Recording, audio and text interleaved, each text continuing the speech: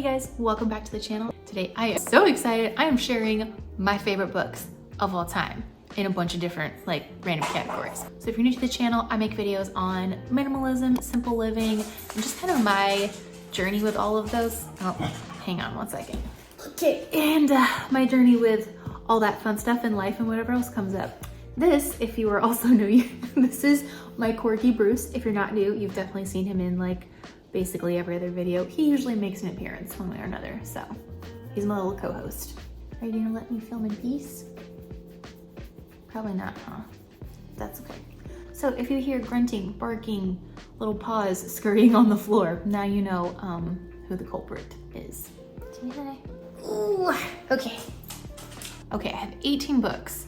These are my top favorite books: minimalism, simple living, finances, life, relationships, just kind of all of it. I feel like culture always tells us to buy more, have more, do more, spend more. These books are so encouraging to me because they're written by people who think differently than that and are building the type of life and intentions that I also want to have. So they've just been really encouraging in that. So anyways, okay, I feel like this is a very long intro, so let's just go ahead and get into this list of books. And I do have all the books linked below, just through Amazon. You do not have to buy them through Amazon or anywhere else. I rented a bunch of my books through the library. I listened to the audiobooks for free on the Libby app, which you just hook up to your library and it gives you free audiobooks. So there's lots of options to get these books for free. You can borrow them from a friend, something like that. So you don't have to buy them, but if you do want to, they're all linked down for you below. Okay, so the first category is minimalism, and the first book in this one is The More of Less by Joshua Becker. This is one of the OG books that I first read years ago that kind of got me interested in minimalism and simple living and just living with less in general. I just wanted to read a little section that's actually on the back of the book, which is really good. It says, "Don't settle for more. Most of us know we own too much stuff and we feel the weight and burden of our clutter, and we tire of cleaning, managing, and organizing it all. While excess consumption leads to bigger houses, faster cars, fancier technology, and cluttered homes, it never brings happiness. Rather, it results in a desire for more. It redirects our greatest passion to things that can never fulfill and distracts us from the very life we wish we were living." And Joshua Becker is actually an author. I think there's multiple of his books on my list.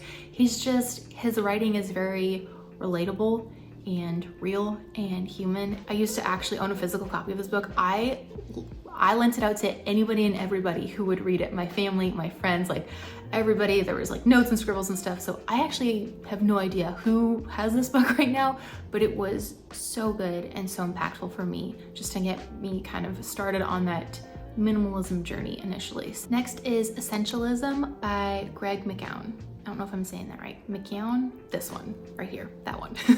So this book kind of takes the ideas of minimalism and decluttering and kind of less things and less clutter, and it applies it to your life and your time. It talks about paring down all those time commitments and obligations and all these things that we constantly overschedule ourselves with. And it goes through and just shows you how to discern what is absolutely essential and then just say no to the rest. And it's not just about doing less or doing nothing, but it's about maximizing the time and the energy that you have so you can put it towards your greatest contribution and the thing that's going to make the most impact in your life. Next is The Year of Less by Kate Flanders. And this book, it was actually a huge inspiration for me doing my no buy year challenge this year. I have a whole video of that I can link below if you're curious about it. But she actually this book is kind of her chronicling and documenting her experience of drastically reducing her spending and purchasing and just all the different thoughts, emotions, experiences that went on with that. And this was really encouraging to kind of help me set up what I wanted my no buy year to look like.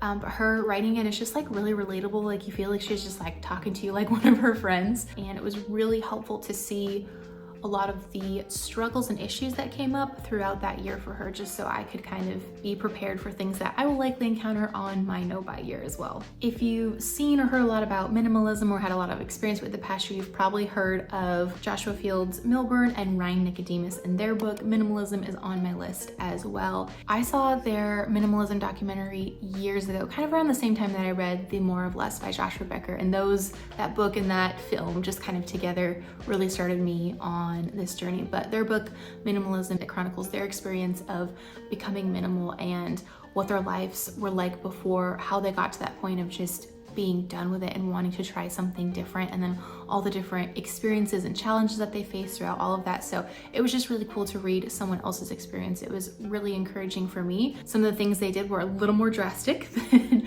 what I would want to do, but it's so cool to see minimalism and how other people experience it in their lives. So it's definitely worth a read. Another Joshua Becker one, The Minimalist Home. So if you've gone through and read The More of Less, the next, read The Minimalist Home. This one is really cool. It's very practical. It's like a step-by-step guide for going through every single room in your home and just decluttering and making room for a more intentional life. So if you're looking for like very practical guide, step-by-step type thing, this book is definitely a really good option for that. Next is Digital Minimalism by Cal Newport. I'm sure a lot of you guys have heard about this one. I feel like a lot of people talk about it, but holy smokes, this book was very impactful for me. And there's a little part in this book that says, minimalism is the art of knowing how much is just enough. Digital minimalism applies this to our personal technology. It's the key to living a focused life in an increasingly noisy world.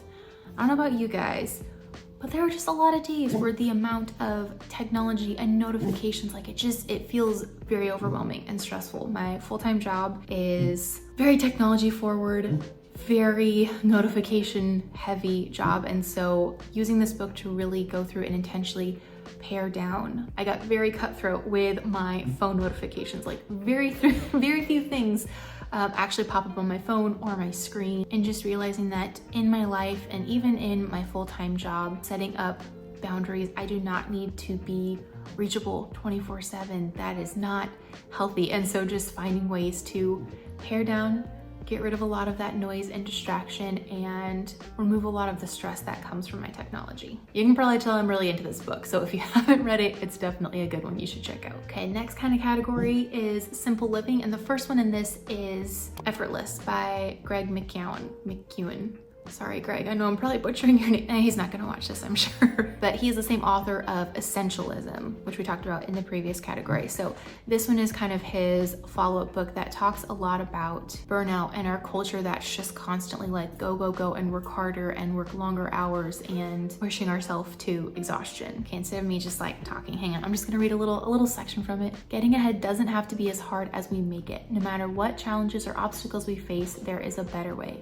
Instead of pushing ourselves harder, we can find an easier path. Effortless offers, oh my gosh, geez, can't talk, sorry guys. Effortless offers actionable advice for making the most essential activities the easiest ones so you can achieve the results you want without constantly burning out. If you guys are like me, you probably have dealt with some burnout the past couple of years, just as hustle culture and how we idolize being busy and working harder and longer than anybody else. I just got to a place of burnout and exhaustion, and this book has been so impactful. Again, it's not about being lazy or doing nothing or not doing anything, but prioritizing what is important and finding the ways that you can give yourself 100% to those things that are important and saying no to the rest. Another incredible one is In Praise of Slowness. This one also speaks to the idea of a world where the pace is constantly increasing. We live in just this crazy go, go, go busy world. We're exhausted and stressed and burned out. This book just talks to how important slowness and intentionality in our life is and how we're losing that, how much it impacts our health, our sleep, our habits, and that can be a huge factor in living much happier, healthier, more fulfilling lives. If you haven't read this one yet, definitely check it out. Yet another Joshua Becker book, Things That Matter. So this one I believe is his third and most recent book, kind of similar to the other ones in this category, going through and talking about how you can make space and time in your life and kind of remove the time and schedule clutter, make room for what you really want to devote your time, your effort, your energy towards, and kind of ways to go through and find those things that are important to you. If you're not really sure what's important or your purpose or what matters, he kind of walks through how he got to some of those and kind of helps ask some of those questions to help you figure out what that would be for you. So in case you can't tell, I do like Joshua Becker and his books. There's 3 of them on this list. If If you're looking for a book that just feels like you're wrapped in a blanket and drinking hot tea, then Cozy by Isabel Gillies. I don't know how to say her last name, but this book is amazing. In this book, she just talks about how there is so much coziness in everyday life and how to find that, how to find the small joys in things, how to just slow down and appreciate things and find the warmth and comfort in it. And in this book, she talks a lot about kind of finding what's important to you, knowing yourself, knowing what you like, what you don't, and being able to kind of take that with you in your everyday life. And last in this category is Slow Living by Helena Woods. If you just want a beautiful, gorgeous book to like go through, look at all of the pictures, the inspiration, the ideas, this is the book for you. So this author, she actually moved abroad. She lives in France, but she talks about in this book that you don't have to move abroad or make huge, drastic changes in your lifestyle. You can make these small, doable changes in your everyday life to create that slower living lifestyle, no matter where you are or what your situation is. Okay, next kind of category section is like finance, personal finance, financial freedom, budgeting type things. And first in this list is Happy Money. I have talked about, if you guys have watched any of my other videos, I have talked about this book a lot. This book, if you're gonna read any of these books, read this one. I wish I had read it years ago. And there's a lot of great books, and there's some in this list that I'll talk about later as well that are like very practical, and here's what you do every day, and here's how you budget and manage your money. This was all about your mindset, emotions, and approach to money and finances. I have not read a financial book about that before. Reading this book realized I did not have a healthy relationship with money and finances and spending, and I tend to have a scarcity mindset and operate out of fear, which is not a good place to operate out of. This book will just, I think, transform the way you view your personal finances. That was very impactful for me. I've actually gone back, I've read this one multiple times. Same thing, I used to have a hard copy of this one, gave it to anyone and everyone who was interested in it, so no idea where the copy of this book is, but I have rented it from the library a couple times since then, just because it's one of those you're gonna wanna read more than one time, just like constantly as a refresher. So, oh, so good. Okay, I feel like I talked about this one a lot. I am like completely obsessed with this book. It's so good. I think everyone should read it. Anyways, okay, moving on. Get the Hell Out of Debt by Erin Skye Kelly. So like I talked about before, there's a lot of like very practical ones in this list as well. And this is one of those that's like very practical. She literally walks you through like, here's the phases, here's the steps, here's what you gotta do. And so my husband and I are currently working on some of the different steps in this book. And she writes in a way that's just very like personal and funny. Like there's a couple times I just was laughing while reading this. Like she's just very down to earth, funny. She doesn't take herself too seriously, which I really appreciate. So this one is definitely really good if you're looking for very practical tips on personal finance, getting out of debt, and then kind of how to manage your finances once you have gotten to that point and you're working on building wealth. Next is I Will Teach You to Be Rich by Ramit Sethi. And this one I actually still have the hard copy of. You can see it's got all of the post-it notes. It's like written in, marked up, highlighted. This is like I think my second or third copy. I had multiple copies, again, lent them out to lots of friends and family. I first read this book, oh my gosh, 4 or 5 years ago, a long time ago. And it was very good. Again, it's like very practical tips for if you're in debt, how to get out of debt, how to manage your finances, how to build wealth, but just how to automate and simplify a lot of it. Personal finance, contrary to popular belief of myself, does not need to be complicated. If you kind of know the few things that you need to do and are really consistent with them, it's not that crazy difficult. So this is one that obviously I go through fairly regularly. So in addition to the Get the Hell Out of Debt one, we're kind of doing that in this in tandem, going through kind of following all the different steps and tips, working our way towards getting out of debt and then building wealth towards financial freedom someday. Last in this category is Meet the Frugalwoods by Elizabeth Willard Thames, I think. I'll put the picture right there so you can see who it's by. But this book was really good. If you haven't heard of the Frugalwoods, this is actually the first time I'd heard about them is when I rented this book from the library, but she's actually got a blog and a website that has just been documenting her and her husband's experience with really getting into frugal living as a way of creating financial freedom, creating this amazing life that they want. They like go buy a homestead and like, oh, it's so cool. Them and their kids get to have this amazing lifestyle. So living on a homestead like out of the city isn't necessarily a goal or passion that my husband and I have, but it was really cool to read this book to see